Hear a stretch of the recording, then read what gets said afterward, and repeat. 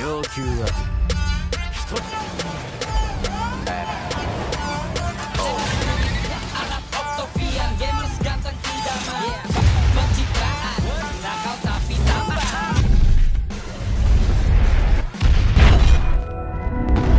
Hey Sleeper, selamat datang. Siapa nih dari kalian yang nungguin aku bahas kelanjutan dari film Kaiju nomor 8 season yang kedua? Nah, buat yang belum nonton season sebelumnya bisa klik link di atas atau deskripsi di bawah. Oh iya, sebelumnya jangan lupa di note nih, aku bakal bahas series Kaiju season 2 kali ini di 2 channel. Jadi jangan lupa buat subscribe juga channel Temanime, karena episode selanjutnya akan diupload di sana. So yang penasaran, langsung aja nih, tarik selimut kalian rapat-rapat, siapkan cemilannya dan selamat menonton. Sebelumnya di Kaiju nomor 8 season yang pertama.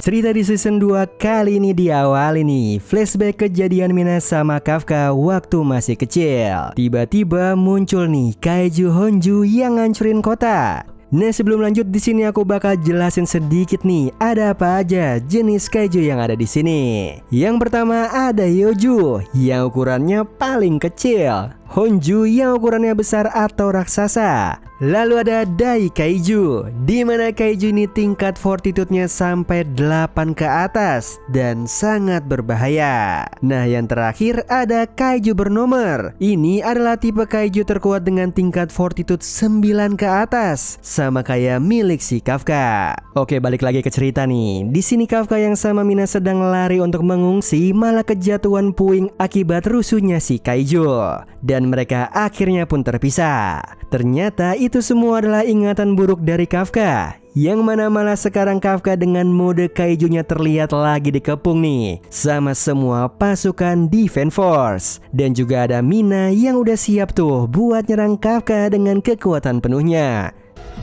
Iya, Kaiju 8号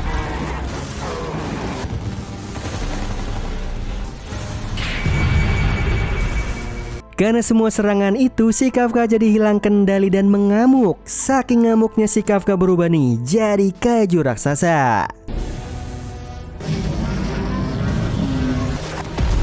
Dan ternyata itu semua adalah plot twist lagi. Semua itu cuma mimpi buruknya Kafka. Ternyata si Kafka ini masih ditahan nih karena kejadian di season sebelumnya. Yang belum tahu, si Kafka ini akhirnya ketahuan kalau dia ini adalah Kaiju no 8, yang akhirnya dia ditangkap dan disuruh adu jotos sama Jenderal Shinomiya. Walaupun pada akhirnya si Jenderal babak belur karena si Kafka terlalu overpower dan kesadarannya Kafka hampir ditelan oleh si Kaiju nomor 8. Nah, karena si Kafka berhasil nyadarin dirinya sendiri, Jenderal Shinomiya ini akhirnya gak jadi tewas. Dan sementara di peradilan, si Kafka akhirnya ditangguhkan. Karena walau dia kaiju, dia masih punya sisi baik di dirinya. Sekarang kita pindah dulu nih ke sisi yang lain dari pangkalan divisi 3, yaitu divisinya Kafka dulu. Di sini kita bisa lihat divisi 3 ini sedang direnovasi karena kerusakan yang parah banget nih akibat pertarungan sebelumnya. Sementara pangkalan direnov, para anggota Defense Force di divisi 3 ini akan ditempatkan di masing-masing divisi sesuai sama kemampuan mereka.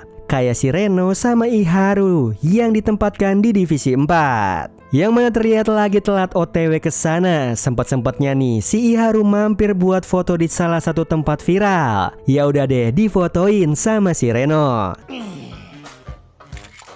Ada juga si Aoi dan Haruichi tetap ditempatin di divisi 3. Nah, sementara si gadis sangar Kikoru ditempatkan di divisi 1. Divisi 1 ini adalah divisi yang jadi pertahanan paling kuat Jepang. Yang dulunya si Jenderal Shinomiya ayahnya si Kikoru ini ditempatkan di divisi 1 ini. Divisi 1 ini juga terkenal banget nih sampai ke Amerika. Kemudian di situ Kikoru dijemput sama wakil kapten divisi pertama yang namanya Eiji. Abis selesai kenalan, si Kikoru diantar nih ke ruangan si kapten divisi pertama. Sambil jalan Kikoru ngebatin, di divisi 1 ini kan divisi paling kuat. Kikoru berpikir nih dan berharap akan jadiin tempat ini buat ngelatih kemampuan bertarungnya agar jadi maksimal. Yang tentunya biar combat powernya ini juga meningkat. Singkat cerita sampai deh tuh di ruangan merupakan kapten divisi terkuat Jepang. Nah, aku kenalin dulu nih, nama kaptennya adalah Gen Narumi. Oh iya, intermezzo dikit,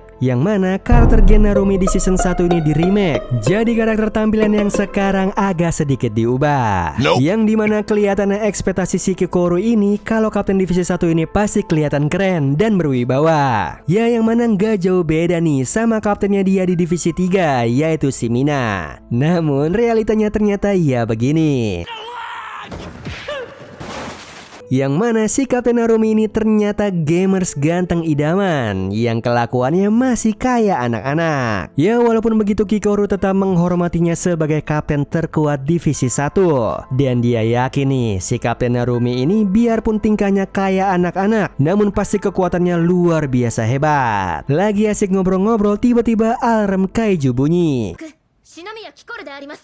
堅苦しい挨拶は君に望むものは一つだけだ。もう出撃だ。ちょうどいい。 Di sini si Kapten Narumi ngomong ke Kikoru, dia ini beruntung bisa langsung ngelihat cara mereka bertempur ngelawan kaiju. Sementara itu di kota, kaiju raksasa udah muncul nih yang kelihatannya benar-benar mirip Godzilla.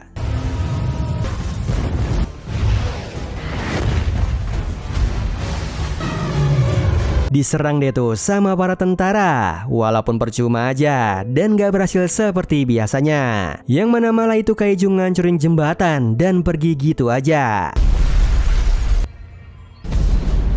Karena serangan tadi percuma dan gagal berbuah hasil, si Kapten Narumi ngasih info nih ke anggota-anggotanya kalau ada perubahan rencana. Si Kapten pun nyuruh semua anggota pasukan pertahanan buat nahan kaiju tersebut selagi dia on the way ke sana.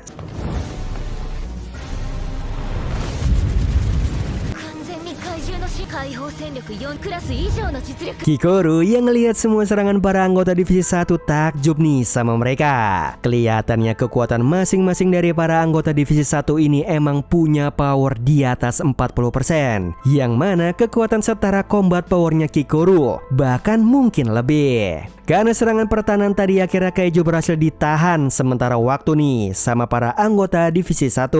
Yang pada akhirnya yang kita tunggu-tunggu mulai nih ngelihat aksi dari si Kapten Gamers ganteng idaman beraksi. 要求は一つ。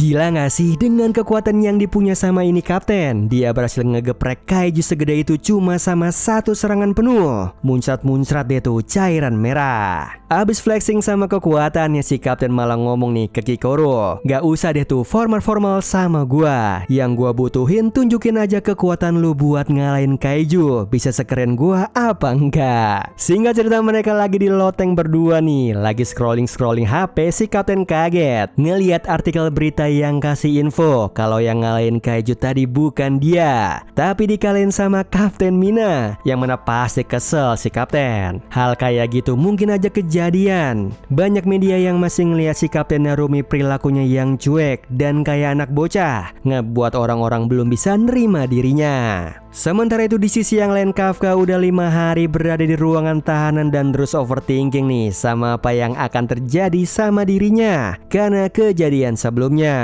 Tapi tiba-tiba ada yang datang. Di situ si Kafka diminta buat ikut untuk nemuin si Jenderal Shinomiya. Singkat cerita sampai di ruangan ternyata ada Kikoru sama Kapten Narumi. Di situ ternyata si Jenderal minta Kafka buat gabung ke divisi terkuat, yaitu divisi 1 ini. Si Jenderal mikir nih kalau kekuatan OP-nya Kafka digabungin sama kekuatan divisi terkuat, pasti kan bakal jadi kombinasi yang bagus ya buat ngalahin kaiju-kaiju. Yang mana kaiju ini sudah semakin kuat. Sama yang paling penting biar si Kafka ini dapat kepercayaan lagi oleh semua orang. Tapi nih justru si Kapten Narumi langsung nolak. Dengan sombongnya dia ngomong kalau cuma dirinya seorang dan para anggota divisi 1 kayaknya udah cukup deh buat ngelindungin Jepang dari semua serangan kaiju. Tapi si Jenderal ngomong kekuatan lu sama divisi 1 emang hebat, tapi gara-gara munculnya kaiju yang terlalu kuat kayak kaiju 9 dan 10 kemarin, ngebuat adanya divisi 1 yang sekarang gak cukup tuh buat ngelawan mereka semua. Yang pastinya dibutuhin lagi kekuatan kaiju terkuat lainnya. Yap, kaiju No 8 yang ada di dalam badannya Kafka. Tapi si Kapten Narumi masih aja nih keras kepala. Kalau dia ngelihat Kafka, ya tetap kaiju yang harus dihabisin. Dia malah bilang lebih baik kaiju No 8 ini dijadiin senjata dan dipakai sama si Kapten, kayaknya lebih bermanfaat. Tapi bukan Kafka nih kalau langsung nyerah sama bacotannya si Kapten Narumi. Di situ Kafka dengan tegas ngomong kalau dirinya masih punya janji sama teman-temannya dan janji sama seseorang nih, yaitu Mina, buat tetap berusaha ngalahin para kaiju sampai dia bisa berdampingan sama Mina. Karena merasa kalah bacot, di situ akhirnya Kapten Narumi ngalah nih sama Kafka dan dia boleh bergabung dengan divisi 1. Tapi ada syarat. Si Kafka harus nunjukin kekuatannya untuk ngalahin para kaiju. Singkat cerita, setelah perbincangan tadi, terlihat nih ada sebuah lab rahasia dan juga ada beberapa ilmuwan yang ternyata di situ juga terlihat ada si Jenderal Shinomiya datang buat ngelihat sesuatu yang masih misterius yang ada di lab tersebut. Nah, itu tadi alur cerita dari film Kaiju nomor 8 season 2 part yang pertama. Nah, yang mau tahu kelanjutannya aku upload di channel kedua yaitu Temanime. So jangan lupa nonton di sana dan jangan lupa di subscribe tentunya. Oh iya Sleeper, kalian bisa follow nih Instagram kita di @temantidur.ytb atau @handyalfat. So Sleeper, itu tadi video kita kali ini. Semoga kalian suka sama videonya. Aku Hendy pamit. Happy nice dream and ciao.